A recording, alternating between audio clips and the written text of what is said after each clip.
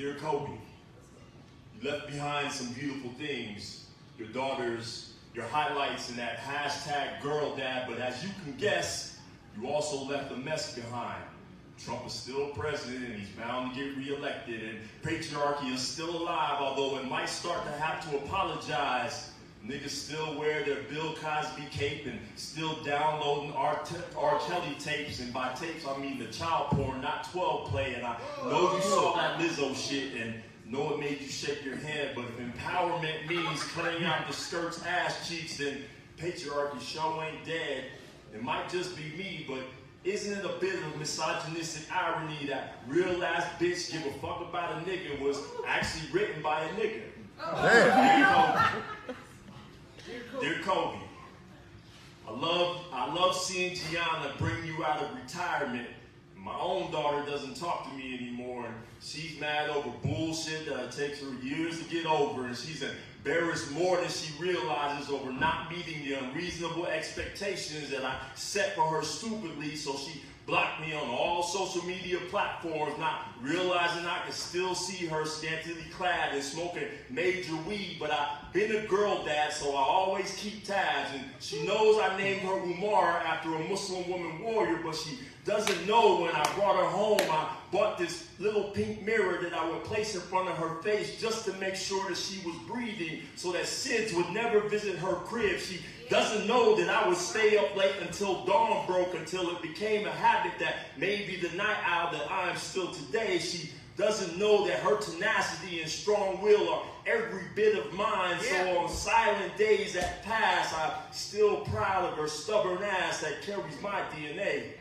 Dear Kobe, while you're up there, holler at my hero Harriet.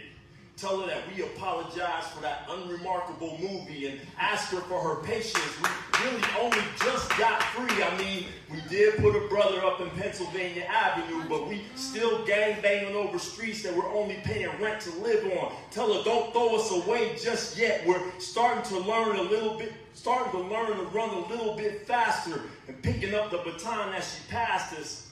But tell her to keep a pistol in her knapsack and her knife in her boot, because there's definitely some coons and sambos down here she's going to have to shoot. And in the meantime, there's hope.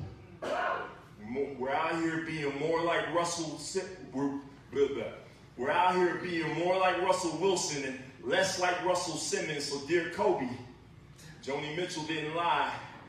And even the value of those ugly-ass Adidas space boots have gone sky high. And everybody wants to talk about the rape case that died before you did. And I wish these commentators grilled you before your death instead of asking you for your autograph before you left. And I'm glad you had that sit-down with the big Diesel. And I hope you had plans one day to talk about that shit that went down in Eagle.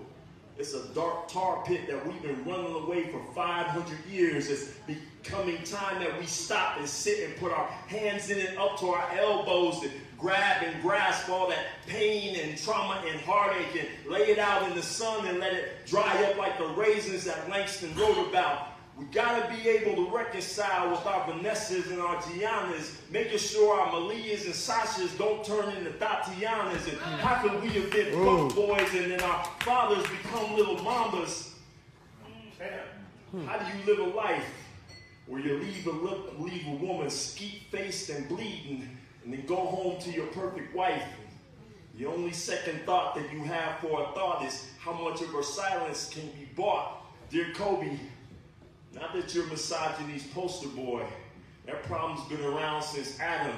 And some people say that Me Too started with Mary and that Joseph must have known how a black slave in the South feels when his wife gave birth to a light-skinned baby. You've been better off taking your anger out on Shaq instead of choking a little white girl from the back. But then again, we ain't quite ready to talk that freely about Mandingo's revenge.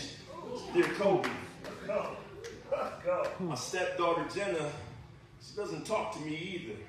She's mad because I've been a mean parent and I called out her molester when everyone wants to keep that skeleton in the closet. And despite the fact that it reaches out to grab her by the throat in her nightmares, but I know she's really only mad at her mama for not protecting her, and mad at her daddy for abandoning her, and mad at the other stepdad for stealing her trust with his blunted fingers, but it's okay. Because she's a dope mother and an artist and a poet that I molded her to be, as if she was my own seed. And on those silent days that scream out over her apprehension, her art sings to me a song of appreciation. So dear Kobe, you see my other lovely stepdaughter Swaya up there, give her a kiss and tell her that I pray every day for her, because when she left, she called me daddy, and those words fill all the silence that I could ever face. Dear Kobe, in the end though, I'm always gonna be Team Jordan. But I can't help but admire the ferocity and audacity that fueled you to those 5 rings, like you learned to walk through fire and stand up strong at the end, a bona fide champion. So thank you for those oohs and ahs, and thank you for those ugly ass shoes, and thank you for that closest 18-year-old pro, and thank you for not flinching at Matt Barnes, and thank you for copying Jordan. Thank you for copying Jordan, because that was a precious lesson that we can clone, and we should clone black excellence. Dear Kobe, got this kid on the way who's my redemption personified, a note that God wrote with a sonogram signature at the bottom. And if it's a girl, I'm going to name her after my mama. But in yours and Gianna's honor, I'm going to name her with a nickname, Little Mamba. My child will benefit from all my mistakes and all the good decisions I made, and I'll show them your highlights so they can learn to read human poetry, and I'll teach them to hoop and yell your name after every Swiss. So now, all the things that we say that you are, I want to remind you that you left this world the best thing that any man can be, with Gianna clutched in your arms. You left this world as dad. Let's